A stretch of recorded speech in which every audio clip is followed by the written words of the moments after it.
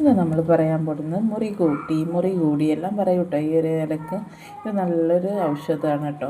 ഇതെങ്ങനെയെന്ന് വെച്ചാൽ നമ്മൾ ചെറിയ കുട്ടികളൊക്കെ വീണ സമയത്തൊക്കെ നമുക്ക് പെട്ടെന്ന് ഈ ഇല ഉണ്ടെങ്കിൽ വേഗം അതിൻ്റെ നീര് പിഴിഞ്ഞിട്ട് അത് ഇതിലരച്ച് മുറിയിൽ ഇട്ട് കൊടുത്താൽ വേഗം മുറിവുകളൊക്കെ ഉണങ്ങും കേട്ടോ.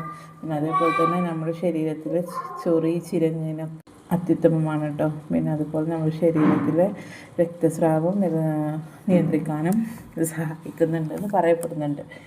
പിന്നെ നമ്മുടെ രക്തത്തിലെ പഞ്ചസാരയുടെ അളവ് ഇത് കൃത്യമാക്കി വെക്കണമെന്നും പറയപ്പെടുന്നുണ്ട് കേട്ടോ.